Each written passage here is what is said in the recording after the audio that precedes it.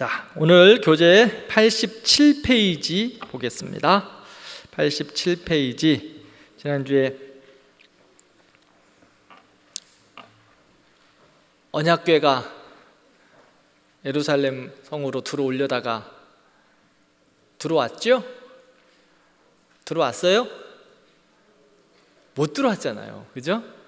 들어오려다가 하나님의 말씀대로, 하나님의 언약대로, 하나님의 뜻대로 들어와야 되는데 자기 좋은 대로 들어왔어요. 다윗이. 그러니까 무엇을 하더라도 내가 하나님의 일을 한다고 하면서도 하나님의 뜻대로 하지 않으면 하나님이 기뻐하신다? 그렇지, 기뻐하지 않으신다. 그것은 내 욕심이다. 지금 다윗도 벤치를 다 최고급 벤치를 만들어 가지고 언약궤를 싣고 들어왔어요. 그렇죠? 무슨 말씀인지 지금? 새 수레를 만들었다고 그러잖아요. 새 수레. 왕이 새 수레를 만들었으니까 왕이 타는 새 수레는 최고급 벤치 아니야. 요즘 한국에서는 제네시스 타나요? 응? 최고급 수레를 만들었어요. 그리고 그 수레를 타고 들어오게 한 거예요. 근데 언약궤는 어떻게 메고 어떻게 해야 돼요? 어떻게 옮겨야 돼요? 그럼요. 제사장들이 어깨에 메고 옮겨져야 돼요. 근데 다윗이 정말 하나님의 일을 기쁘게 하려고 했는데 자기 뜻대로 한 거야. 하나님이 기뻐하시지 않아요. 그래서 오벳 에돔의 집으로 가서 머물게 했어요. 그래서 이제 오벳 에돔의 집에 석 달이 있었는데 하나님이 오벳 에돔의 집에 복을 주셨어. 그러니까 이 다윗이 어떻게 했어요? 다시 이제 절차대로 하나님의 말씀대로 언약궤를 가지고 오는 거예요. 왜? 믿음의 욕심이 있어. 하나님을 향한 열정이 있었던 거예요. 하나님이 임재하는 그곳에 하나님이 임재하는 백성들에게 복을 주시는 것을 다윗이 보는 거예요. 오베데돔의 집에 3개월 있었는데 그의 자손 가운데 하나님이 복을 주시는 거예요. 다윗이 어떻게 하겠어? 믿음의 욕심이에요. 하나님의 욕심, 하나님을 향한 욕심. 이 언약궤가 원래 이스라엘 백성들을 향하여 하나님께서 주신 건데 이것을 빨리 가지고 와야 우리 백성이, 이 나라가 하나님께 복을 받는 거예요. 빨리 가져오고 싶어. 거룩한 욕심. 하나님을 향하여 입을 크게 열라고 제가 말씀드렸죠?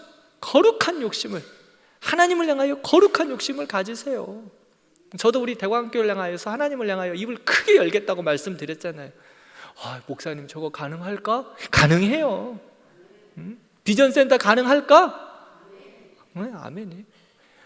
하나님의 말씀대로 기도하고 하나님이 부어주시. 제가 오늘 목자 모임에서 그런 이야기. 하나님은 부자다. 하나님 부자 아니에요? 하나님은 온 세계 만물의 주인 되시는 부자예요, 부자. 하나님이 허락하시면 가능해요. 그 하나님의 허락하심에 우리가 사용될 뿐이에요. 우리가 사용될 뿐. 그래서 여러분들도 하나님을 향하여 입을 크게 여시고 거룩한 욕심, 여러분들의 가정, 여러분들의 자녀손들을 향하여서도 하나님을 향하여 입을 크게 여세요. 그리고 기도하고 거룩한 욕심을 가지세요. 제가 그래서 우리 자녀애들 이야기했었잖아요. 우리 다음 세대 애들 하나님 통일한국 시대에 대통령도 나오게 해주시고 평양에 나중에 통일되면 우리 교회 우리 저희 자녀들이 평양 시장도 되게 해주시고 거룩한 욕심을 가져보는 거예요. 하나님께서 우리 교회 다음 세대들, 그리고 우리 신앙, 우리 대광교회 신앙의 선배들, 다음 세대들이 이런 하나님의 꿈을 이루게 해달라고. 여러분들도 같이 기도해 주실 거죠? 네, 하나님이 이루실 거예요. 그래서 이제 다윗이 이 언약궤를 가져오고 싶어 해요. 그래서 이번에는 실수하지 않으려고 열심히 공부해요. 여러분들처럼 이렇게 말씀 공부하는 거예요. 말씀 공부해야 돼요. 말씀 공부 않고 내 욕심대로 하면 다쳐요. 내 욕심이 되는 거예요. 내 욕심. 하나님의 열심이 아니라 내 욕심이 되는 거라. 그러니까 열심히 말씀도 배워야 돼요. 목장 모임도 열심히 참석해서 함께 말씀 나누고 기도해야 되는 거예요. 그래야 실수하지 않아요. 실수하지 않아. 그래서 이제 다윗이 실수하지 않으려고 언약궤를 잘 이제 모시고 오려고 공부해요. 그래가지고 이제 가지고 옵니다.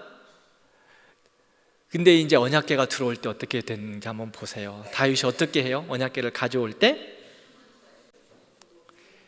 6발자국 옮길 때마다 살찐소와 송아지를 잡고 제사를 드려요. 이야, 이 언약궤를 제사장들이 메고 6발자국이면 얼만큼 될까요? 그렇게 하나님의 임재를 기대하면서 언약궤를 옮기는 거예요. 어찌 보면 그렇게 하지 않아도 돼요. 그런데 하나님을 향한 진정성이 다윗의 모습에 그대로 보이고 있어요. 이제 그 언약궤가 예루살렘에 가까이 왔어요. 다윗이 다윗성에서 그 예루살렘 성으로 들어오고 있는 언약궤를 보는 거예요. 다윗성에 가까이 오자 다윗이 어땠어요? 너무 좋은 거예요. 하나님의 임재의 영광이 우리 가운데 있다. 그래서 가까이 오자마자 다윗이 어때요? 춤을 춰요. 춤을. 기쁨을 절제할 수, 하나님을 향한 기쁨을 절제할 수 없어서 춤을 추는 거예요. 막. 다윗이 입고 있는 옷은 무엇이었습니까? 이제 언약궤에 들어오는 것을 제사하기 위해서 에봇이라는 옷을 입고 있었어요. 에봇은요 아주 얇은 시로라기와 같은 천의 얇은 옷이에요. 속옷 같은 거예요. 그것을 입고 춤을 추고 찬양하는 거예요. 그 당시에는요 남성들은요 춤을 안 춰요. 여성들만 속옷치며 춤을 추는 거예요. 그 당시 유대의 배경은 남성들은 춤을 안 춰. 우리나라 양반들은 뛰지도 않았다고 하는 것처럼. 그런데 지금 누가 춤을 춰요? 남자이면서 감히 왕이 춤을 춘다? 생각도 못할 일이에요. 그런데 왕이 에봇을 입고 덩실덩실 춤을 춰요. 얇은 옷을 입었기 때문에 속살이 보여요. 부끄러움 없이 춤을 추고 있어요. 지금 다윗이 누구를 향하여? 하나님을 향하여. 하나님의 임재가 너무 좋아서 정말 덩실덩실 춤을 춰요. 세상 사람들이 아무 관심이 없어요.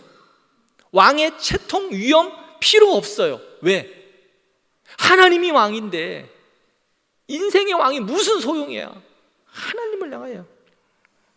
근데 집에 돌아오니까 부인 미갈이가 뭐라고 그래요?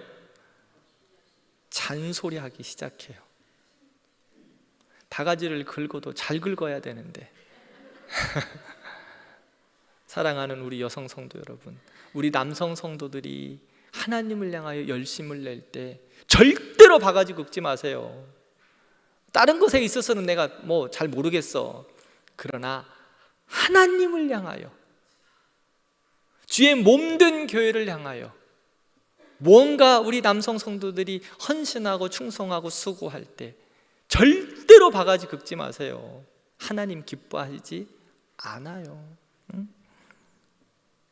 혹시 이 영상을 보고 있는 이제 우리 젊은 세대들은 영상을 좀 보더라고. 우리 남편들이 봉사하러 가고 수고하러 간다고 할 때 애들 안 놀아준다고 뭐라고 하지 마세요. 애들 안 놀아준다고 뭐라고 하지 마. 미갈이가 지금 다윗에게 오자마자 집에 오니까 잔소리해. 당신 왕이 채통도 없이 그게 뭐 하는 짓이냐고, 무슨 춤을 추냐고, 당신 속살 다 보였다고 경거망동을 하고 있다고 지금 바가지를 긁고 있어요. 그때 다윗이 미갈에게 한 말이 있어요. 사무엘상 6장 21절 22절 혹시 준비됐을까요? 없으면 제가 한번 읽어보겠습니다. 다윗이 미갈에게 이르되 이는 여호와 앞에서 한 것이니라. 누구 앞에서? 그가 내 아버지와 그의 온 집을 버리시고 나를 택하사 나를 여호와의 백성 이스라엘의 주권자로 삼으셨으니 내가 여호와 앞에서 뛰놀리라. 내가 여호와 앞에서 뛰는 거예요. 내가 이보다 더 낮아져서 스스로 천하게 보일지라도 내가 말한 바 계집종에게는 내가 높임을 받으리라. 다윗이요 이렇게 하나님을 찬양할 수 있었던 이유는 21절을 보면 그는 하나님의 은혜를 기억했어요. 하나님의 평범한 인생이었던 그 다윗을, 목동 다윗을 하나님이 불러서 기름 부어 주셔서 왕으로 택했어요. 골리앗과의 싸움을 이기게 하셨어요. 10년 동안 사울의 위협을 도망 다니면서 사울의 위협을 피하여서 하나님이 결국에는 그를 왕으로 세우셨어요. 돌아보니까 다 하나님의 은혜야. 하나님의 은혜 앞에 어떻게 찬양할 수 없을 수 있어요. 온 몸과 온 마음과 온 정성을 다하여 찬양하는 거예요. 그러니까 절제할 수 없는 거예요. 두 번째, 하나님 앞에 서 있다는 거예요. 그는 왕으로 서 있는 것이 아니라 누구 앞에 서 있는 거예요? 하나님 앞에 서 놀고 하나님 앞에서 뛰놀았다라고 말해요. 하나님 앞에서 뛰놀았다. 하나님 앞에는 우리가 왕이에요? 아니에요. 어린아이와 같은 자예요. 어린아이와 같은 자. 하나님 앞에서 우리 다 하나님 앞에서 지난주에 이야기했죠? 하나님 아버지, 아버지의 딸 두구. 지난 설교 제목 하나님의 아들 다시 한번 해볼까요? 시작. 하나님의 아들 이한길. 자기 이름 해야지요. 다시 한번요. 시작. 하나님의 아들 이한길. 그러면 네.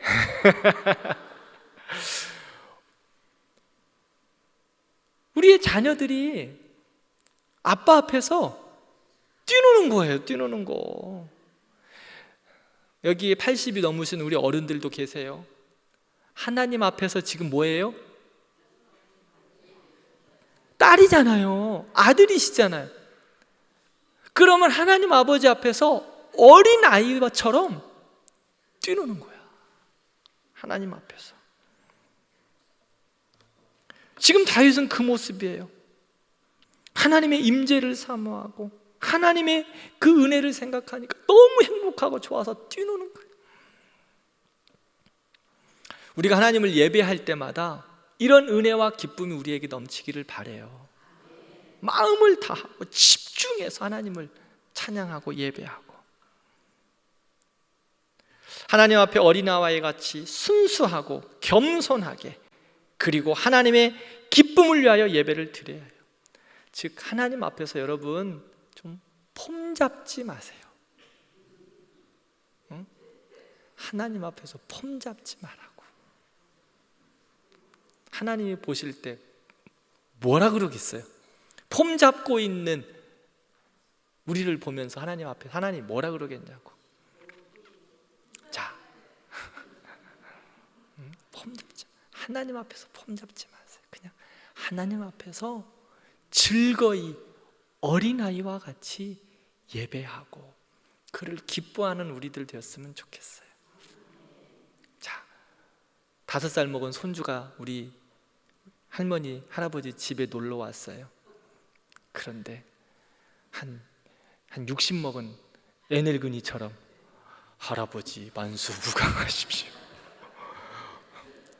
이뻐요? 이쁘기는 하겠지. 뭐 내 새끼니까. 그런데 5살짜리는 5살처럼 뛰어놀아야 더 사랑스럽고 예쁘지 않아요? 하나님 앞에서 폼 잡지 말고 그냥 하나님 앞에서 우리 성도들이 열심히 뛰노세요. 그게 하나님 예뻐하는 거예요. 87페이지 6번 한번 보겠습니다. 6번 다윗의 고백 있죠? 우리 같이 한번 읽어볼까요? 이보다 더 낮아져서 스스로 천하게 보일지라도 다윗이 여호와의 언약궤 앞에서 체면을 차리지 않고 춤을 추며 찬양한 것은 그가 얼마나 하나님의 임재를 사모하는지를 보여주고 있다. 다윗은 하나님의 임재가 없이는 살 수 없는 존재임을 잘 알고 있었다. 그렇기 때문에 자신이 왕위에 오르는 것보다 하나님의 임재를 상징하는 언약궤를 회복하는 것을 더 기뻐했다. 언약궤 회복을 통해 하나님께 마음껏 예배드릴 수 있게 된 것이 다윗을 흥분시킨 것이다. 그래요. 우리가 하나님을 예배할 때 이렇게 예배하는 우리 모든 성도들이 됐으면 좋겠어요. 때로는 여러분 예배 시간에 박수 쳐도 괜찮아요. 예배 시간에 박수 쳐도 괜찮아요.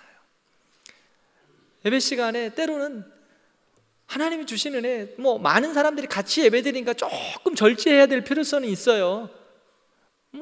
다윗처럼 또 우리 학생들하고 같이 예배드릴 때는 춤을 추시면 또 괜찮아요. 지난 특세 마치고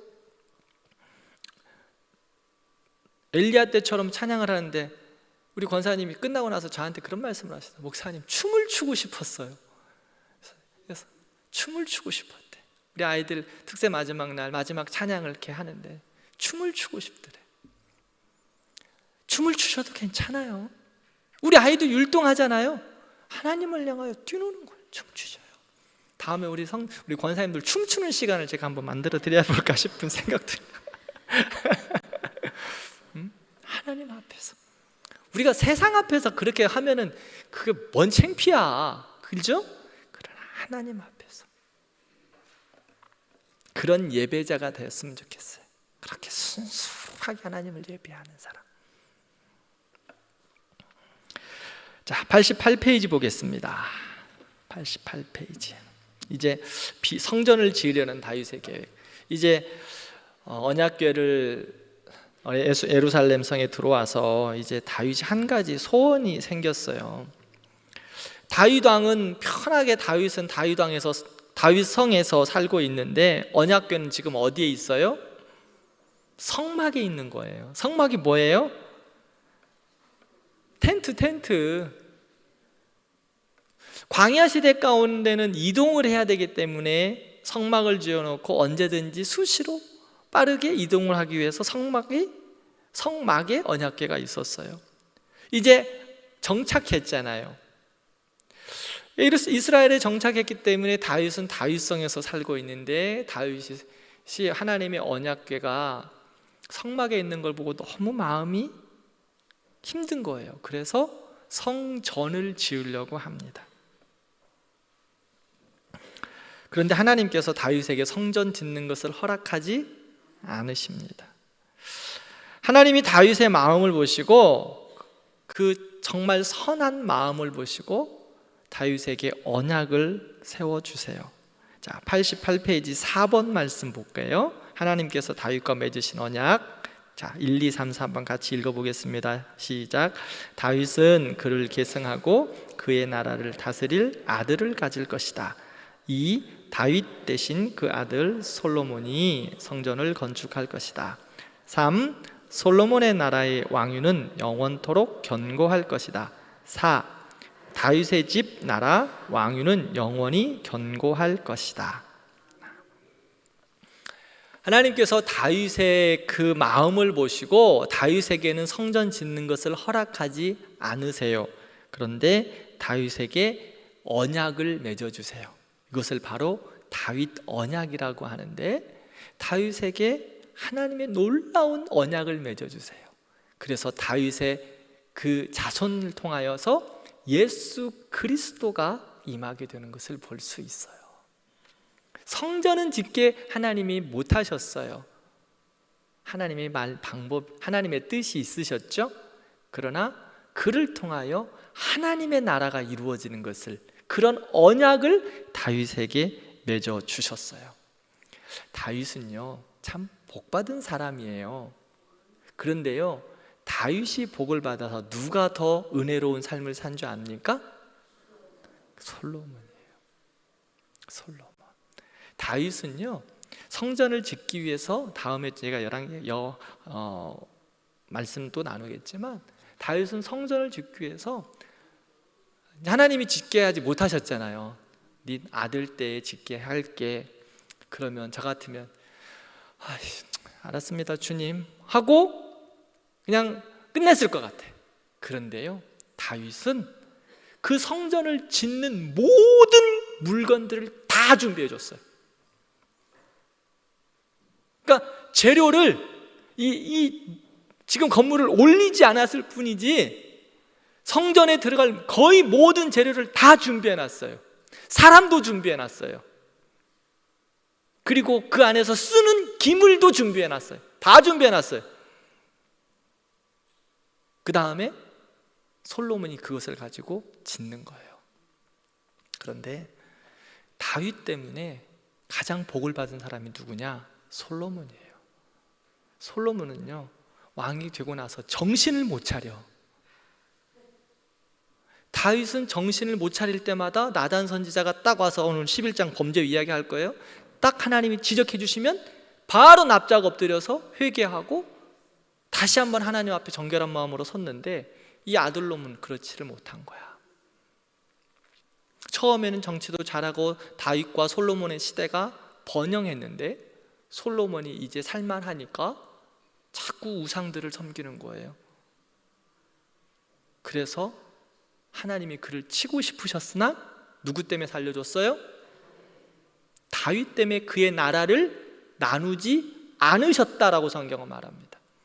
하나님이 솔로몬 그 나라 이적들의 외적들의 침입으로 좀 나눠버리고 싶었어요. 사사시대에 바벨론 아말렉들이 들어와서 이스라엘을 막 자꾸 쳤던 것처럼 그렇게 하고 싶었었어요. 그런데 누구 때문에? 누구하고 약속 때문에? 다윗과의 약속 때문에 솔로몬을 받으신 거예요. 그리고 나서 그 아들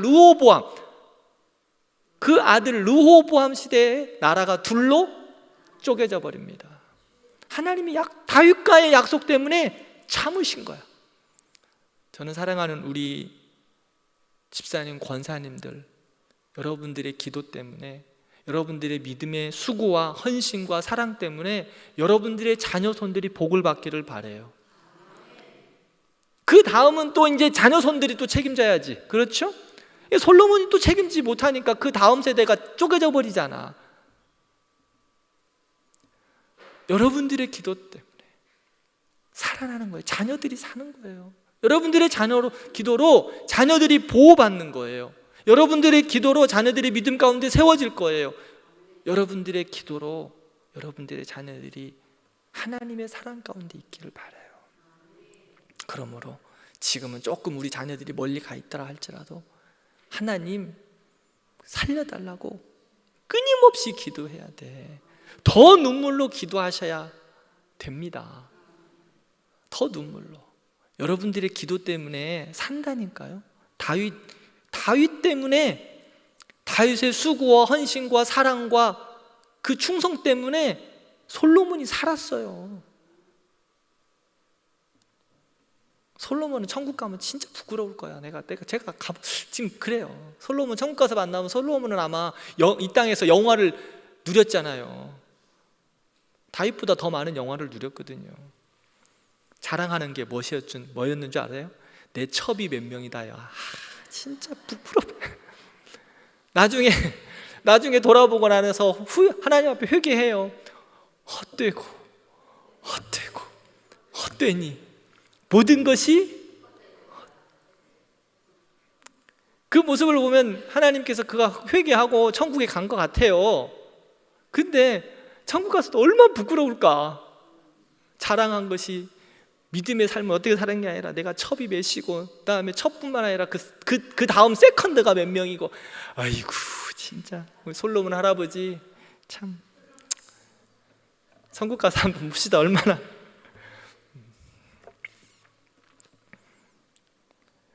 그러므로 우리가 하나님 앞에서 정말 다윗처럼 다음 세대를 위해서 준비하는 우리가 되었으면 좋겠어요. 자, 그 다음 89페이지 보겠습니다. 이제 다윗의 군사적인 승리를 한번 볼게요.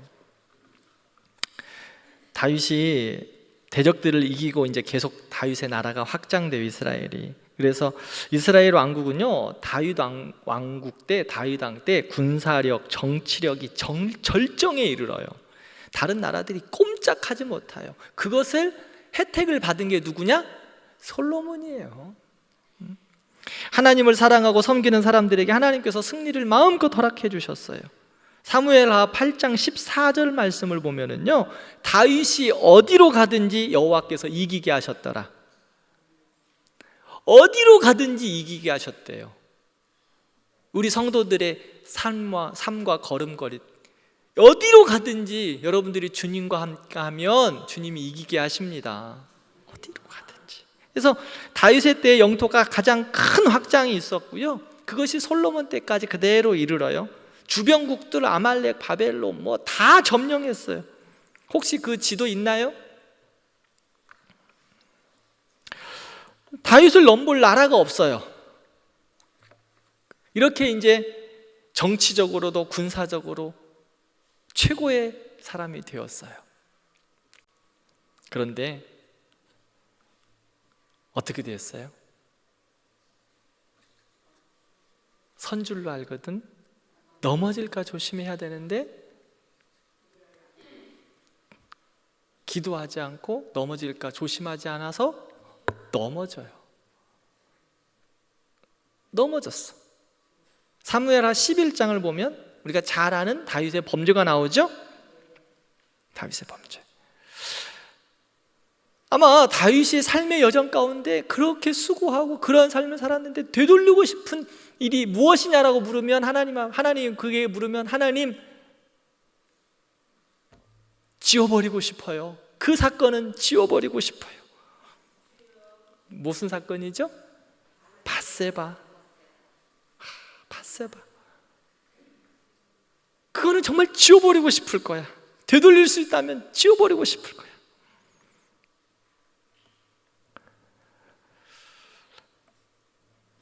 다윗은요, 하나님을 얼마나 사랑하고 순수하게 섬겼는지, 말씀대로 살았는지 우리가 지금까지 잘 보아왔죠? 그런데 사무엘하 11장의 그 범죄로 인하여서 다윗의 인생의 전환점이 있어요. 다윗이 왜 이렇게 이 11장의 그 범죄에 빠지게 됐나, 죄에 빠지게 됐나? 배경적인 상황을 좀 보면은요, 이스라엘 백성들은 승리를 거두고 있어요. 이제 최강국이에요. 이제 다윗이 이제는 이게 이제 신하들이 이야기해, 왕이시여, 이제 당신은 이제 더 이상 전쟁터에 나오시지 않아도 돼요. 우리로서 충분해요. 요압이 아마 그랬을 거예요. 이제 왕 안 나오셔도 우리가 충분히 이 나라들 다 점령할 수 있으니까 이제 왕은 왕궁에서 지켜보시면서 그냥 편하게 계세요. 우리가 다 알아서 하겠습니다. 이제 모든 게 완전 안정되었거든요. 이제까지 11장, 10장까지 다윗은 광야에서 살았고 모든 전쟁에 최앞장서서 이 일들을 감당했어요. 근데 11장에 나가지 않아요. 근데 전쟁에 나가지 않아도 백성들이 전쟁에 나갔으니까 왕이니까 어떻게 해야 돼요? 긴장감이 있어야 될 거 아니에요. 그죠? 긴장감을 가지고 기도하고 하나님을 향하여 깨어 있어야 돼. 왕궁에 있지만. 그런데 사무엘하 11장을 보면 다윗이 뭐 하고 있어요?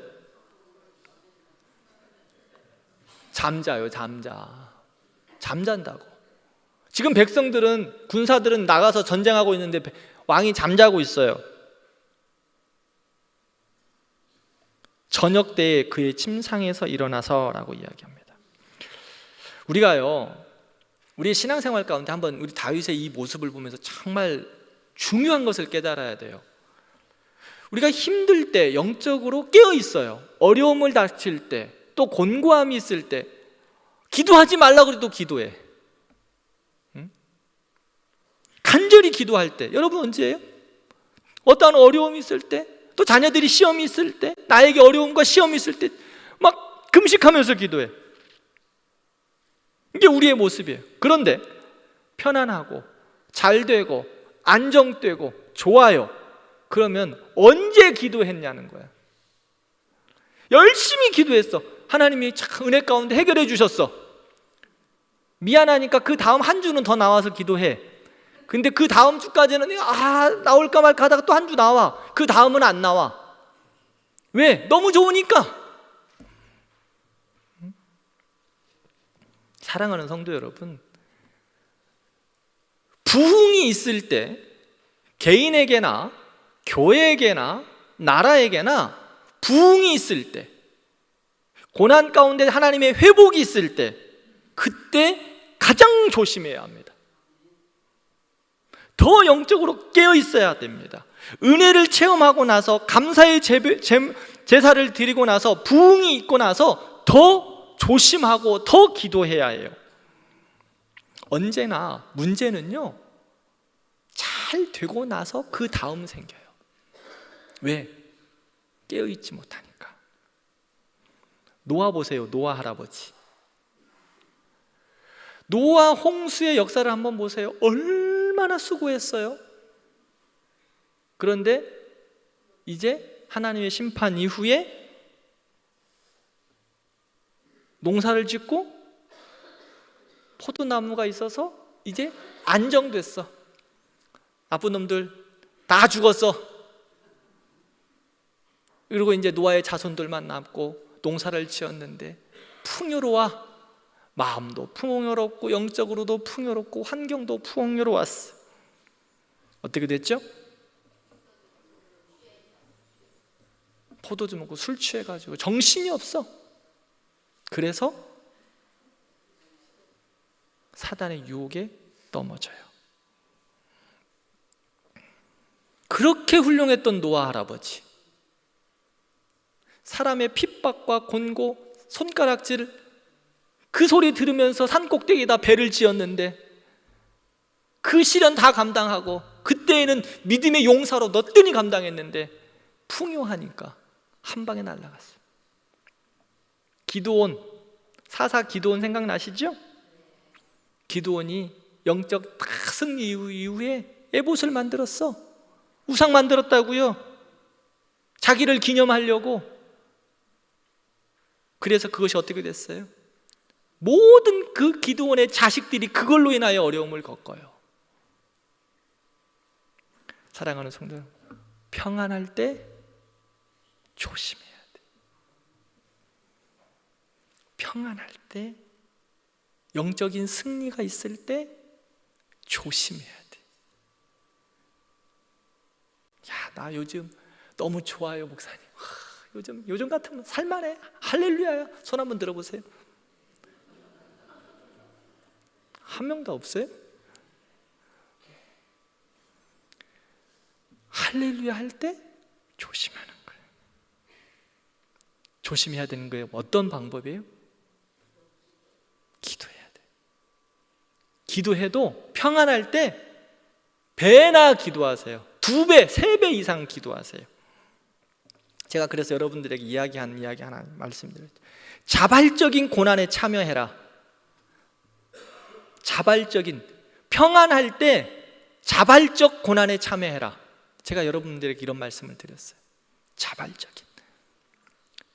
왜? 평안할 때, 평상시에는 고난당할 때는 1시간 기도했으면요, 평안할 때는 시간도 많잖아. 그러면 2시간 기도하는 거예요. 잘 된다? 3시간 기도하는 거예요. 잘 될 때 기도해야 돼. 그게 자발적인 고난에 참여하는 거예요. 자발적인 고난에. 그렇게 하지 않고 또 고통당할 때 그때 가서 주님 살려달라고 엎드리지 말고, 잘 될 때 기도해서 은혜를 더 받고 더 하나님의 사랑을 더 충만케 받으면 더 좋지 않나요? 안 좋으면 하지 말고.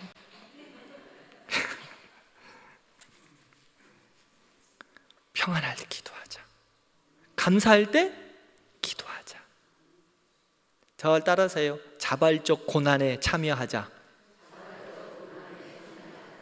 고난은 누구나 다 싫어요. 그렇지 않습니까? 여러분 고난 받는 거 좋아요? 싫어요. 저도 싫어요. 그런데 자발적인 고난에 내가 참여함으로 하나님의 은혜를 더 드리는 거예요. 근데 다윗이 이 자발적 고난에 참여해야 되는데 너무 평안해서 잊어버린 거예요. 다윗이 잠자고 있어요. 근데 잠자고 일어났는데 몇 시에 일어났어요? 저녁에 일어났어요. 자, 잠자고 일어나면 언제 일어나는 거예요? 아침에 일어나. 자, 생각해 보세요.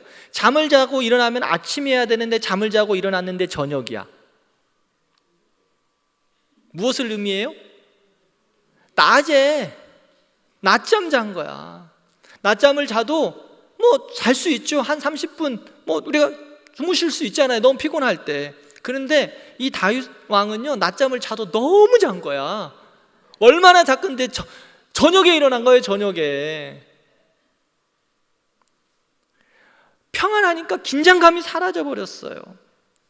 이제 저녁에 일어나니까 깜깜한 게 이제 노을이 지기 시작해요. 노을 질 때 너무 예쁘죠? 야리꾸리예요, 색깔이. 그때 일어나서 지붕을 거닐었는데 그 노을 빛에 한 여인이 보여. 그것도 목욕하고 있네? 그 여인이 바로 밧세바. 또 해필이면 밧세바 왜 그 시간에 목욕했을까? 저는 그 여인도 좀 궁금해. 한밤중에 하든지. 그리고요, 이스라엘은 그 거리상 옥상에서 가면 이렇게 보이잖아요. 보이면 도망가야 될 거 아니야. 하여튼. 근데 다윗이 목욕하는 여인을 보고 정신을 못 차려요. 영적으로 깨어 있었으면 그랬을까요? 아마 영적으로 깨어 있었으면 사탄아 물러가라 그랬을 거예요. 그런데 흐리뭉텅해졌어요. 지금 낮잠을 너무 많이 자가지고 흐리뭉텅해. 정신이 맹롱한 상태야. 그러다 보니까 뭐 보이는 게 흐리꾸리 하는 게 뭘 이상한 것이 보이니까 정신을 못 차요. 침 질질 흘리고 자다가 영적으로 무뎌져 버렸어요. 하나님의 말씀을 관찰하고 연구하고 묵상하고 적용해야 되는데 지금 다윗은 멍청해져 가지고 영적으로 무뎌지니까 하나님의 말씀을 관찰하고 연구하고 묵상하고 적용하는 게 아니라 세상을 향하여, 여인을 향하여 그 여인의 목욕하는 모습을 관찰하고 연구하고 묵상하고 적용해.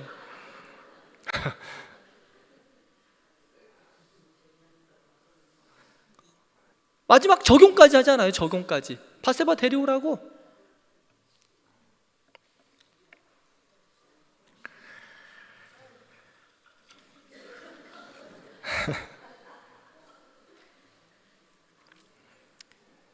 다윗 욕할 것 하나도 없어요. 우리의 모습은 아닌가 돌아보면 돼요. 우리의 모습 아닌가. 우리도 때로는 죄의 유혹이 우리에게 스쳐 지나갑니다. 그렇죠? 죄의 유혹이 우리를 늘 스쳐 지나가요. 아마 다윗이 종들을 향하여서 밧세바의 이야기를 들었을 때 이렇게 보면서 그래 좀 아쉽네 하고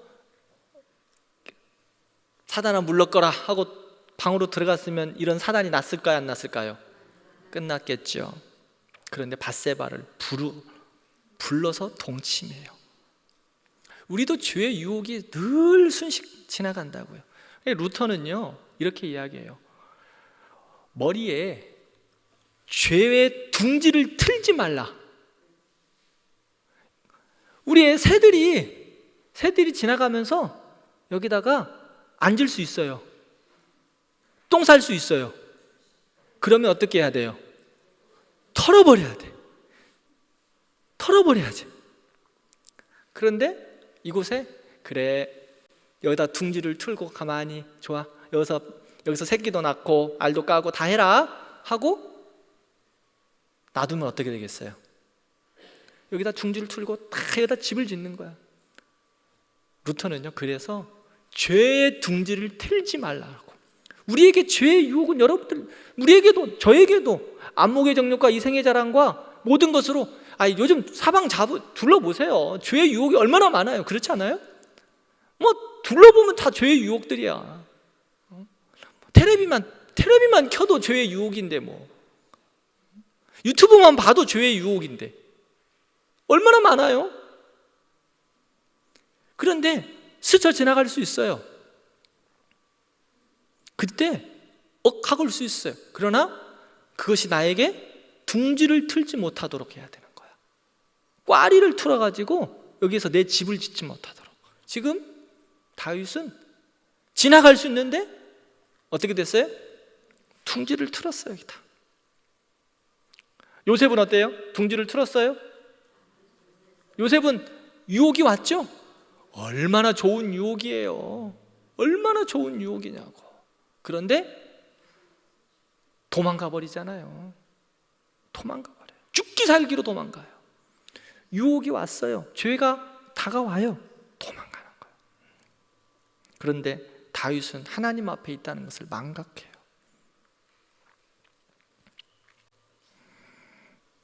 그래서 어떻게 해요? 데려다 하룻밤을 잤는데 임신했어요. 죄를 숨기기 위해서 어떡합니까? 잔머리를 굴려요. 전장에 나가 있는 우리아를 데려옵니다. 휴가를 줘서 집으로 들어가라고 하는데 우리아 장군이 아내에게 들어가지 않아요. 그 당시에는 DNA 테스트가 없었어요. 완전 범죄를 할 수 있었거든요. 근데 우리아가 들어가지 않아요. 동료들이 지금 전쟁에 있는데 나는 따스하게 잘 수 없다. 참 훌륭한 장군이었어요. 그래서 다윗이 속이 타요. 지금 들어가야 되는데 결국엔 들어가지 않아요. 다음날 술 먹여가지고 들여보내. 그래도 안 들어가. 그런데 그렇게 안 되니까 어떻게 해요? 전장에 보내서 가장 앞에 서서 싸워서 죽게 만들어요. 요압 장군에게 밀서를 써서 보내는 거예요. 저놈 죽여라. 자기 장군인데 죽여라라고 밀서를 써서 보낸 거예요. 살인죄를 또 저질렀어요. 욕심이 잉태한 즉 죄를 낳고 죄가 장성한 즉 사망을 낳아요. 죄는요 계속 확대돼요. 감출 것 같으면 감춰지는 게 아니라 계속 확대된다고. 그 이후 다윗은 밧세바를 데려와서 아내를 삼아요. 그리고 아이를 낳습니다. 아마 그때까지 한 10개월 정도 행복했을 것 같아요. 좋았다. 이제 그 완전 번제 이루었다. 우리아 죽었다. 이제 그냥 아이도 낳고 잘 살면 될 것 같다. 그런데 하나님이 누구를 보내요? 하나님의 사람 나단을 보내요. 기억할 것은 뭐냐면, 그런데 나단을 보내서 다윗이 하나님 앞에 완전히 깨진다는 거예요. 하나님이 이 다윗에게 밧세바하고 동침한 이후에 10개월 동안 밧세바를 데리고 와서 같이 왕궁에 살면서 그 시간이 행복했을 거잖아요. 그런데 하나님 편에서 볼 때는 그 시간이 어떤 시간이에요? 네? 회개할 수 있는 기회를 준 시간이에요. 회개하라고 기회를 준 시간이 10개월이라고. 하나님은 그렇게 우리를 향하여 기다리고 배려해 주시는 분이에요. 근데 영적으로 깨어있지 못하니까 그 시간이 자기에게 너 완전 범죄 평안을 누리는 시간이야. 하나님은 그 시간 동안 다윗아 정신 차려라, 정신 차려라, 정신 차려라. 평안한 게 아니라 정신 차려야 된다고 하나님이 기다려주시는 시간, 회개의 시간, 회개를 위하여 기다려주는 시간. 그 기다리다가 돌아오지 않으니까 나단 보내신 거예요. 안 되겠다 싶으시니까. 하나님이 개입하시면은요 조금 세요. 하나님이 계획하시면 조금 세다고. 그러니까 하나님이 그렇게 바라보고 계시면서 시간을 주실 때 그때 돌아와야 되는 거야. 개입하시면 조금 아파.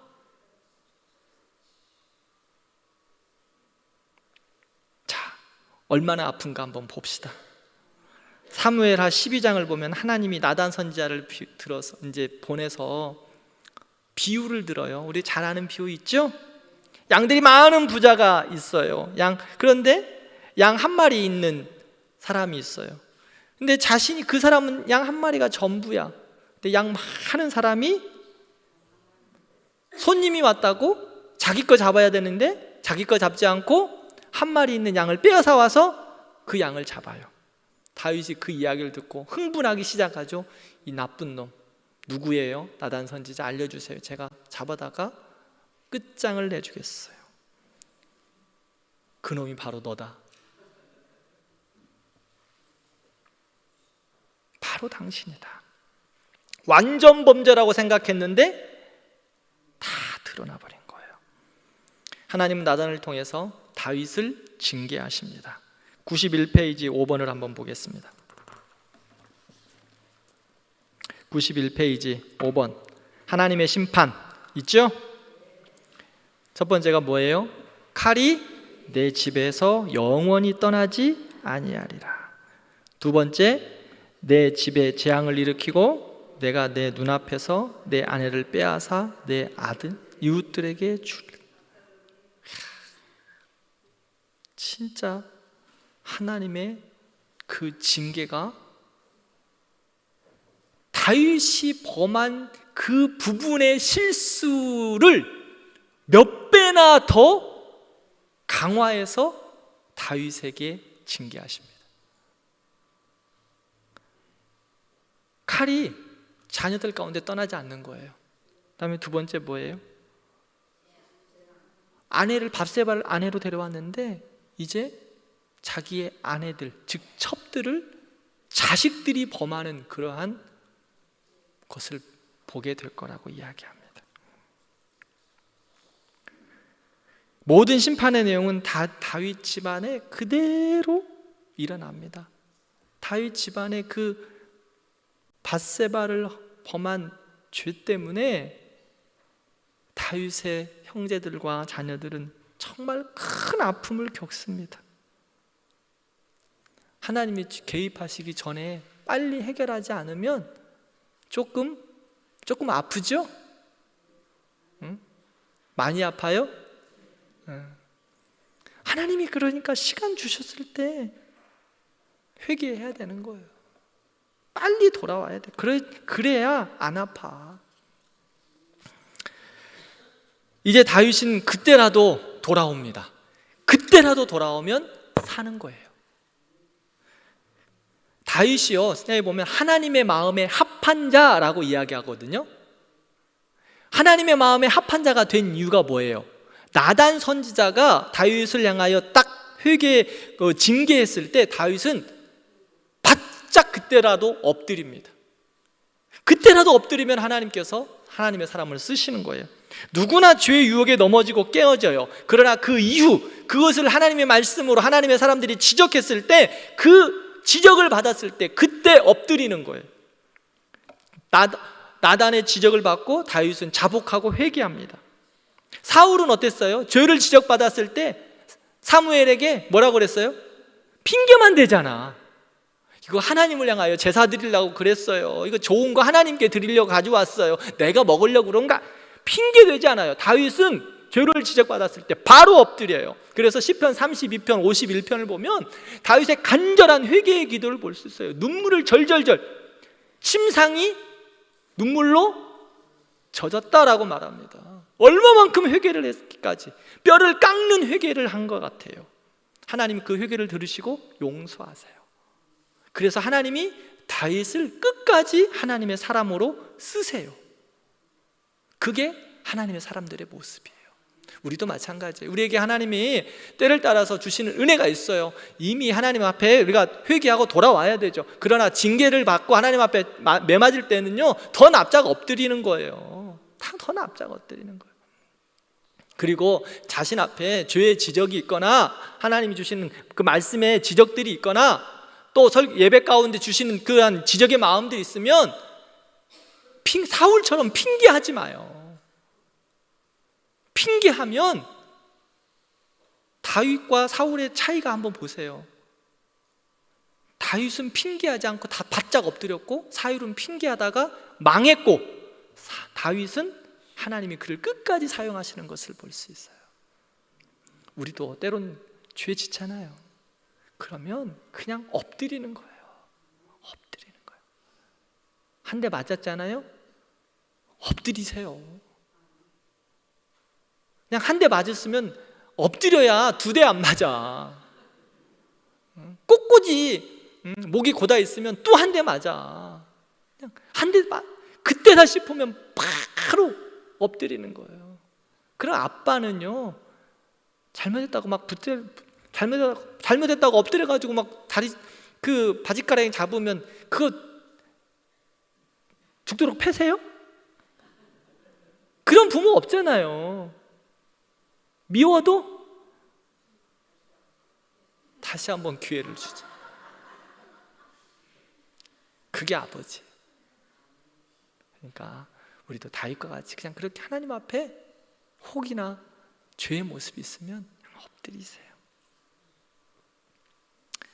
그런데 죄에 대한 하나님의 징계는 분명하게 있으셨어요. 죄에 대한 처벌을 하셨어요. 그게 바로 다윗 집안과 왕국에 대한 재난의 이야기예요. 이걸 마무리를 하고 내가 끝나겠습니다. 다음 주에 못하니까. 다윗의 집안에 어떻게 됐죠? 이제 아까 다윗에 대한 심판의 이야기 했잖아요. 자녀들로 인해서 그러한 아픔들이 다윗 집안에 있을 거라고. 다윗 가문에 근친상간의 일들이 생겨나게 돼요. 다윗의 아들 암놈이 병든 척을 하다가 배다른 누이 다말을 범해요. 근데 또 그녀를 버리고 도망가 버려요. 이걸 알게 된 다말의 오빠가 압살롬이거든요. 복수의 칼을 갈아요. 그러다가 2년 후에 암논을 죽여요. 이복 형제를 죽인다고. 이게 다윗의 범죄에 대한 결과예요. 아들들도 참 그래요. 압살롬, 암놈 다 진짜 놈놈들이야. 다 죽여요, 서로. 그러다가 압살롬이 이제 구테타를 일으켜서 아버지를 죽이려고 또 하고, 그러다가 요압 장군에게 압살롬은 죽게 됩니다. 그리고 사무엘하 21장부터 24장 말씀을 보면요, 일종의 사무엘하의 부록 성경이에요. 역사적인 연대기로 이루어진 것이 아니라 부록으로 이루어진 것 같아요. 다윗이 인구조사를 해요. 또 말년에 이 다윗이 또 한 번 실수를 해. 이제 좀 말년에 너무 좋은 거예요. 이제 정치적으로 군사적으로 다 좋아졌고 이제 풍요해졌어요. 이제 하나님이 치신 것도 깨닫고 회개도 했고, 근데 이제 너무나 또 좋으니까 사무엘하 21장을 보면 인구조사해요. 인구조사의 대표적인 원인이 뭔지 알아요? 교만이에요. 내가 이만큼 했어. 하나님 앞에서 나를 드러냄과 동시에 그거는 끝장이에요. 하나님 앞에서 내가 드러난다. 그거는 하나님이 절대 기뻐하시지 않아요. 우리도 하나님 나라에 위하여서 주의 몸된 교육을 위해서 사역하고 헌신하고 수고할 때 나를 드러내면 하나님이 기뻐하시지 않아요. 수고하고 충성하고 헌신하고 봉사하는 우리 대광교회 성도 여러분, 하면 할수록 하나님이 드러나야지, 내가 드러나면 하나님이 기뻐하지 않는다. 열심히 수고하고 충성하고 봉사해서 나를 드러내려고 고개를 딱 내민과 동시에 하나님이 여러분들 게임기 가면, 오락실에 가면 두더지 게임 알아요? 두더지 게임? 두더지 폭 올라오면 팍 때리는 거 보셨습니까? 우리 교회에다 하나 사다 놔야 될까 봐. 응? 네. 올라옴과 동시에 빨리 들어가야 돼. 내가 뭔가 수고했다고 내 머리를 들어맨과 동시에 하나님한테 맞는다니까. 근데 다윗도 또 말년에 또 이렇게 한 대 또 맞아요. 교만해져 가지고. 그러고 나서 어떻게 해요? 맞으면, 저만 맞으면 괜찮아. 근데 백성들도 같이 아파.